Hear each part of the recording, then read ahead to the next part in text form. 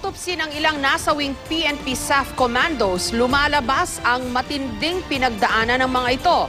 Iimbestigahan daw ng CHR o ng Commission on Human Rights ang report na overkill ang naganap na engkwentro. Live mula sa Quezon City, may report si Cedric Castillo. Cedric.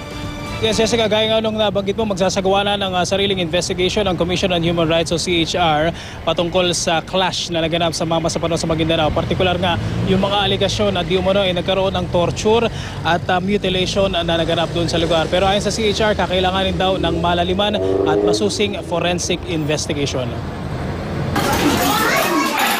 Dahil sa sinumpaang tungkulin, matatanggap daw sana ni retired Master Sergeant Perlito Agabon ang pagkasawi ng anak na si PO2 Cham Agabon, miyembro ng PNP Special Action Forces o SAF na nakabakbakan ng MILF at BIFF sa Mama sa Pano, Maguindanao. Pero ayon sa retiradong sundalo, hindi na ako maka-explain sa nangyari sa anak ko, dapat mapatay lang sa normal na matay. Hindi yung ganun.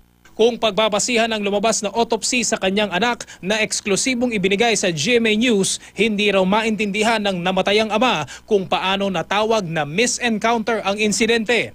Yung dito, basag dito, dalawang butas dito na dikitan pagbaril.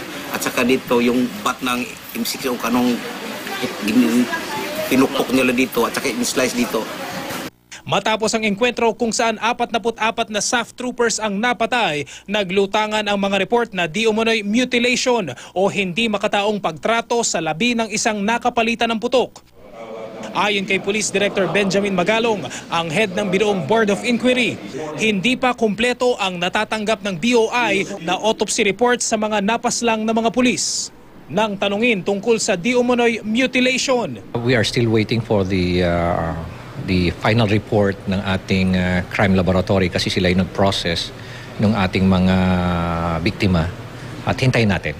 Ang Commission on Human Rights o CHR magsasagawa na rin daw ng sariling independent investigation dahil civilian force ang Philippine National Police at hindi partido sa peace negotiation sa pagitan ng MILF at ng armed forces. Pag-aaralan daw ng CHR kung may naganap na paglabag sa International Humanitarian Law o IHL. Paghahain ng arrest warrant sa international terrorist na si alias Marwan ang primary objective ng SAF sa pagpasok sa baluarte ng MILF. There was a ceasefire and the ceasefire was intended for normal civilian functions to continue, like enforcing a warrant of arrest. That this incident in Mama sa Pano might fall under the classification of war crimes na where there is intentional attacks on civilians and persons who are not taking a direct part in the armed conflict.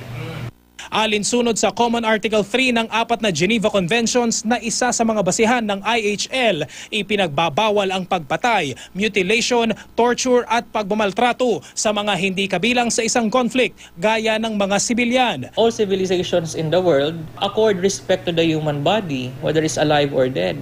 Although, hindi naman kasi basta-basta yon na makukulod na mutilation kasi nga mainit yung araw, ilang oras bago ma-retrieve, profuse bleeding was happening. Kaya nga kailangan ng forensic investigation. Nilinaw ng CHR na hindi lamang mga naging aksyon ng MILF ang iimbestigahan nito, kundi maging ang mga naging galaw ng PNP SAF. Patungkol naman sa naging partisipasyon ng Bangsamoro Islamic Freedom Fighters sa engkwentro. Kinilala naman nila ang sarili nilang renegade at kinilala ang sarili nila na hindi nila ginagalang ang peace process.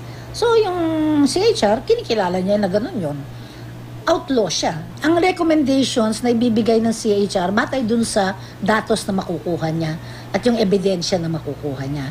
Kasi kahit sabihin mong BIFF yan, wala ka namang ganong klaseng ebidensya na makukuha na mapapanghawakan mo. Anybody can say that. Jessica, sa panayam naman kay Senator Miriam Defensor Santiago, sinabi niya na maaari rin daw na managot sa war crimes sa International Criminal Court ang kung sino man na mapapatunayang responsable sa pagkamatay ng Fallen 44, Jessica. Maraming salamat sa iyo, Cedric Castillo.